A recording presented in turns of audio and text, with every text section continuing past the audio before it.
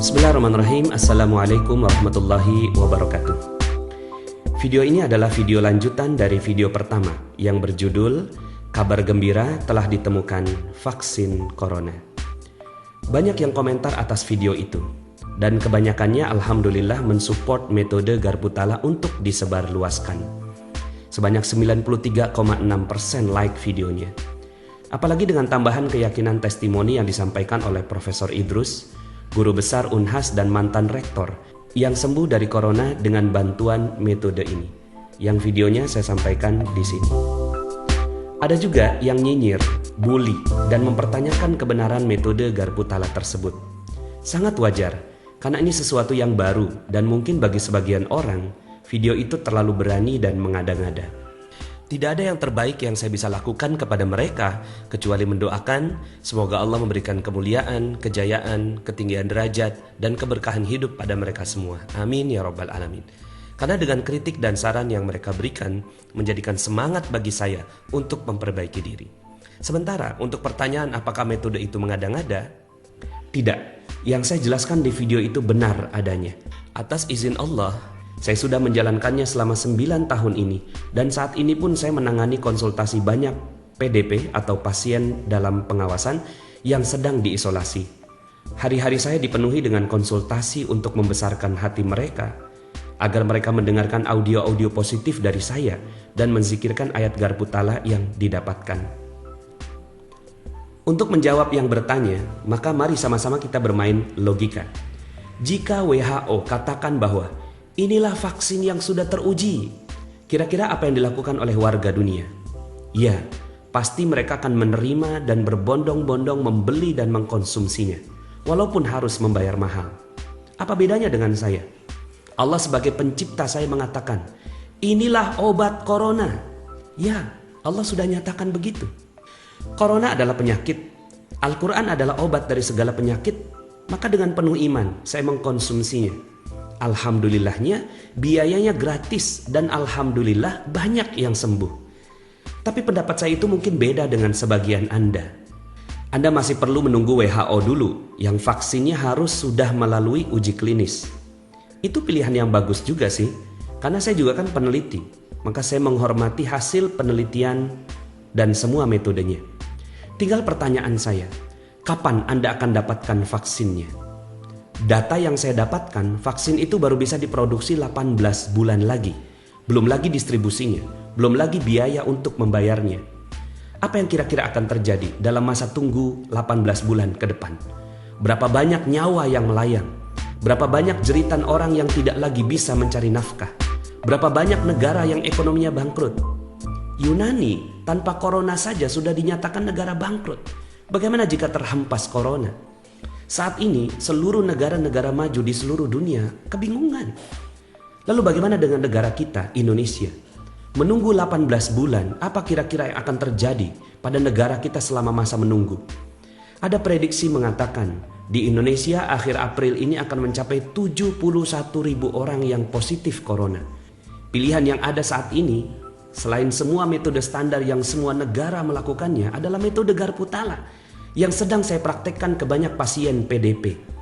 Dan saya sangat hakul yakin sekali jika banyak yang melakukan metode ini maka jumlah positif corona tidak akan mencapai 71.000 di akhir April. Insya Allah, biiznillah. Sebagian dari Anda juga mungkin mengatakan begini, kami sudah tahu Al-Quran itu sebagai penyembuh, maka cukuplah dengan apa yang kami lakukan sekarang dan tidak perlu gunakan metode Anda. Nah, kalau pertanyaannya itu, maka untuk Anda lah video ini dibuat. Saya akan menjawabnya dan semoga Anda bisa terbuka dengan penjelasan saya. Tentunya saya tidak akan mengulang penjelasan bahwa Al-Quran sebagai syifa. Silahkan lihat video saya sebelumnya. Dan ini adalah penjelasan penguat dari video tersebut.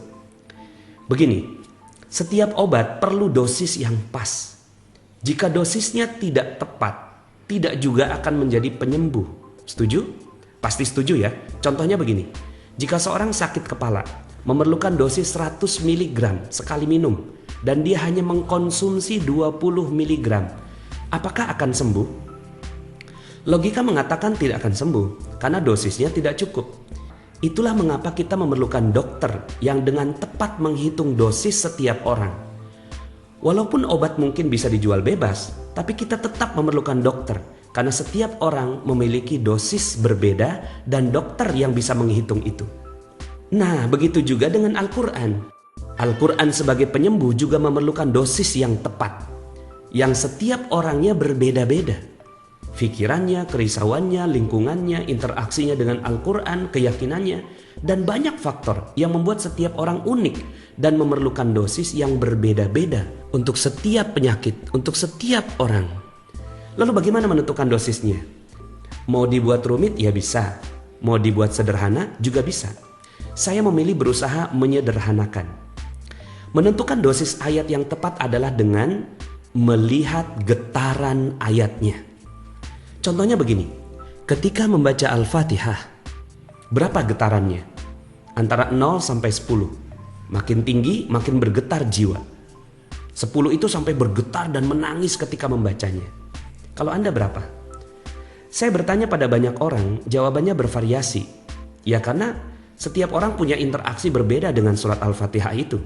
Ada yang menjawab 2, 4, 5, bahkan 9. Ada juga yang 10. Tapi itu hanya satu orang dari sekitar 1.800-an orang yang ikut live Facebook bersama saya waktu itu.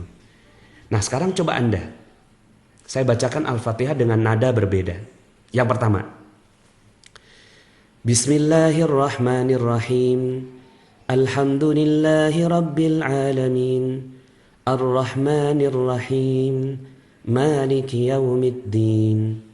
إياك نعبد وإياك نستعين اهدنا الصراط المستقيم صراط الذين أنعمت عليهم غير المغضوب عليهم ولا الضالين. Oke, sudah didengar? Berapa getarannya? Catat atau simpan dalam pikiran Anda. Sekarang saya akan bacakan yang kedua. Bismillahirrahmanirrahim. Alhamdulillahi Rabbil Alamin. Ar-Rahmanirrahim. Maliki Yawmiddin. Iyyaka na'budu wa iyyaka nasta'in. اهدنا الصراط المستقيم صراط الذين أنعمت عليهم غير المغضوب عليهم ولا الضالين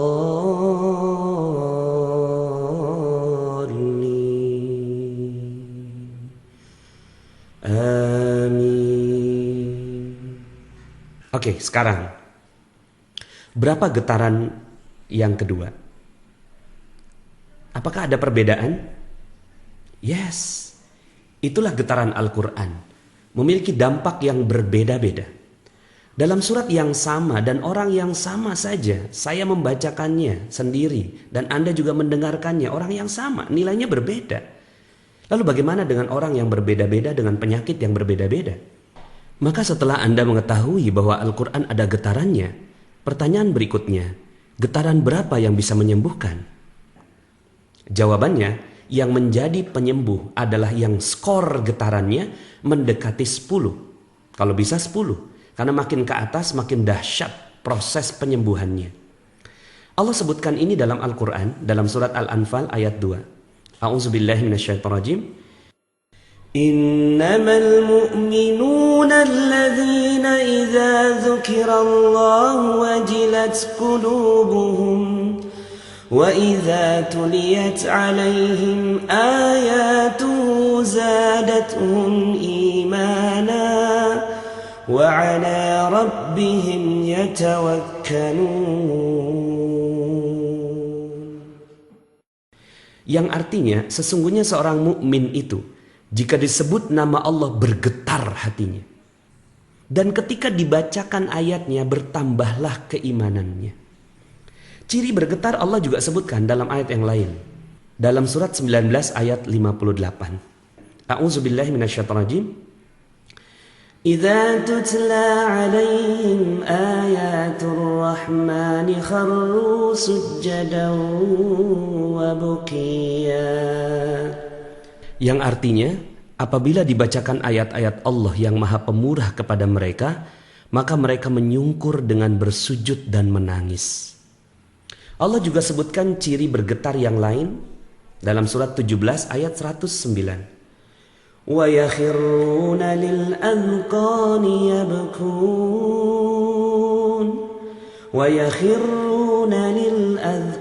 يَبْكُونَ وَيَزِيدُهُمْ خُشُوعًا. Yang artinya, dan mereka menyungkur atas muka mereka sambil menangis dan mereka bertambah khusyuk. Pertanyaan saya, di ayat yang mana di dalam Al-Quran Anda pernah menyungkur, bersujud, menangis, dan bertambah khusyuk membaca ayat-ayat Al-Quran? Pernah? Jika pernah, itulah getaran Al-Quran yang dosisnya bisa menjadi penyembuh di saat itu. Dan jika waktunya berbeda, ayat yang lain lagi yang membuat hati Anda bergetar. Saya ucapkan selamat kalau Anda pernah merasakan getaran Al-Quran. Tapi bagaimana jika belum pernah? Jika belum, maka Anda perlu mendapatkan getaran ayat itu sekarang. Ya, sekarang. Saat corona sudah menyebar dan malaikat maut siap merenggut nyawa Anda. Saat mendapatkan ayatnya, baca berulang-ulang, cintai ayatnya, masukkan ke relung jiwa, menyebar ke seluruh aliran darah dan sel Anda. Maka insya Allah, biiznillah, ayat itu menjadi sebenar-benarnya obat bagi Anda. Obat yang gratis dari Allah, yang akan menyelamatkan kehidupan Anda, orang sekitar Anda, bahkan negara Anda. Lalu bagaimana caranya? Itulah metode Garpu Tala. Metode menggetarkan Al-Quran agar menjadi penyembuh. Caranya sudah saya sebutkan di video sebelumnya. Untuk langkah-langkah metodenya, langsung saja loncat ke menit 6, 50 detik. Sekali lagi catatan saya, silahkan dipraktekkan bagi yang mau dan beriman dengannya. Kita sudah tidak ada waktu lagi. Pastikan semua orang mempraktekkan syifa dari Al-Quran ini. Share video ini sebanyak-banyaknya. Kita tidak pernah tahu siapa yang terselamatkan dengan mempraktekkan vaksin Garpu Tala ini. Semangat saya semakin berkobar ketika Profesor Idrus, guru besar UNHAS yang saya sebutkan di awal, mendapatkan ayat وَمَنْ أَحْيَاهَا فَكَأَنَّمَا أَحْيَا النَّاسَ جَمِيعًا. Barang siapa yang menyelamatkan kehidupan satu orang manusia, maka seolah-olah dia telah menyelamatkan kehidupan manusia seluruhnya. Al-Maidah ayat 32. Yang ternyata ayat ini digunakan di halte-halte bis di Jerman untuk mengkampanyekan penyelamatan corona. Akhirnya, jika Anda yakin dengan metode ini, silahkan dipraktekkan. Dan saya juga tentu mengajak Anda bisa memperkenalkan metode ini ke banyak manusia. Agar siapa tahu Anda bisa dicatat sebagai orang yang menyelamatkan nyawa orang lain. Amin ya rabbal alamin.